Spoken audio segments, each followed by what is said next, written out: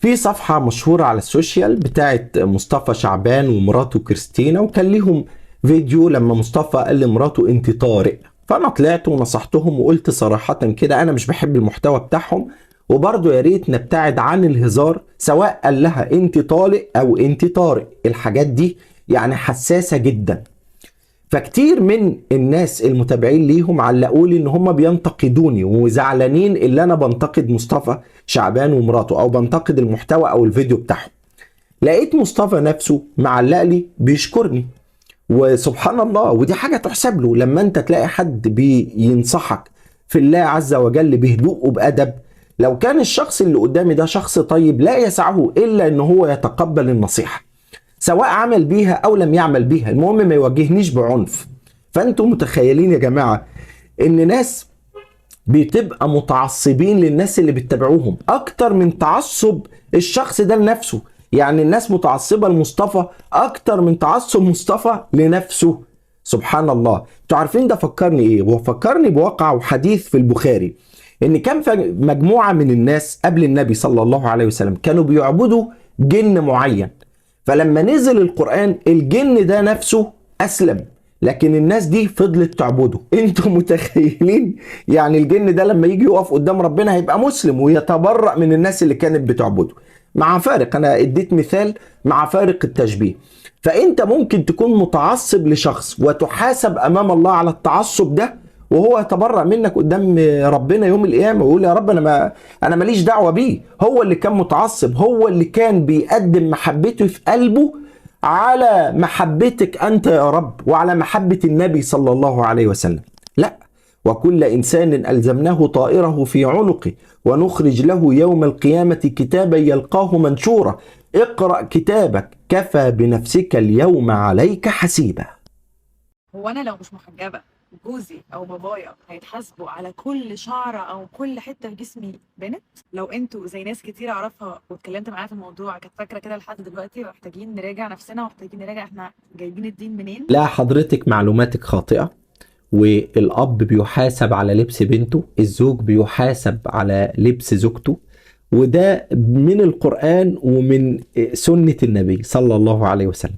ربنا عز وجل قال يا أيها الذين آمنوا قوا أنفسكم وأهليكم نارا، والنبي صلى الله عليه وسلم قال كلكم راع وكل راع مسؤول عن رعيته. الزوج ده راعي، والزوج ده المسؤول عن لبس زوجته.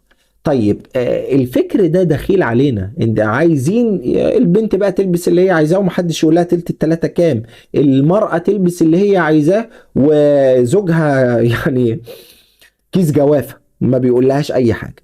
وهنا انا هسأل كل بنت بتتابعني او شافت الفيديو ده، بالله عليكي لو انت هتتجوزي او لو انت متزوجة وزوجك سايبك تلبسي اللي تلبسيه، ما بيغيرش عليكي، شراب خرج، شراب في البيت وما بيقولكيش اي حاجة، بالله عليكي مش هيقل من نظرك وهتعتبريه ان ده يعني لا يليق بيكي ولا بمكانتك ولا بقدرك؟ صح ولا لا؟ دي فطرة الست السوية العاقلة تفرح لما جوزها يقول لها لا البسي واسع انا غيران عليكي، لان ده حب، لان دي غيرة. والشخص اللي ما بيغيرش على اهل بيتي النبي عليه الصلاة والسلام قال ديوث. تعرفوا يعني ايه ديوث؟ يعني اللي ما بيغيرش على اهل بيته. ربنا يصلح الحال. ويا ريت توصلوا الفيديو ده لكل بنت لعلها تشوف فيديوهات زي كده وتتلوث فطرتها، وهم عايزين كده. وصلوا الفيديو ده لكل البنات. مع السلامة. ده الممثل احمد عزمي، عامل في رمضان دور شيخ، والشيخ كمان اسمه الشيخ علاء. بصوا الشيخ علاء اللي هم مطلعينه عامل ازاي، مكشر متنرفز ووشه عبوس. طب انتوا عمركم شفتوا الشيخ علاء بالوش ده؟ ده الشيخ علاء يعني دايما كده وشه بيبتسم وبيهزر معاكم وبيضحك معاكم. انتوا عمركم شفتوا اي شيخ بالوش ده؟ اعتقد ده مش وش بني ادم عموما، يعني وش صعب قوي. عمركم شفتوا اي شيخ بالوش ده؟ ده الشيوخ دول طيبين ودايما كده مبتهجين ومبتسمين وبيقولوا قال الله وقال رسول الله صلى الله عليه وسلم. ليه تطلعوا الشيوخ بالمنظر ده؟ ليه تطلعوا الشيخ علاء بالمنظر ده؟ ليه تسموا الشيخ ده الشيخ علاء؟ ليه انتوا ضد الشيخ علاء؟ يلا، حسبي الله ونعم الوكيل، حسبي الله ونعم الوكيل. تعرف النبي صلى الله عليه وسلم كان بيقول ايه بعد ما يخلص الاكل؟ الحمد لله. ده اللي انت حافظها، انا جايب لك بقى زيادة. كان بيقول الحمد لله حمدا كثيرا طيبا مباركا فيه غير مودع ولا مستغنى عنه ربنا. احفظ الكلام ده كويس. مع السلامة. أول مرة أشوف شيخ بيضحك ومصاحب عياله ومش أوفر إنه عامل مثالي. على فكرة هو ده المنهج الصحيح لديننا. ديننا هو دين البهجة، ديننا هو دين الرحمة ودين الفرحة. أيوة، الفرحة والبهجة هو ده ديننا. النبي صلى الله عليه وسلم كان على طول بيبتسم، كان وجهه بشوش. النبي صلى الله عليه وسلم كان بيمزح، يعني بيهزر، أيوة، لكن لا يقول إلا الحق. وانا في بيتي مع اولادي مع عيالي مش شيخ، يعني مش بأمر وبنهي، انا شخص ملتزم مسلم. يعني بيتي بحاول اربي ولادي واهل بيتي على الدين والقرب لله، لكن من غير عقد. ده المنهج الصحيح وروح الاسلام الصحيح.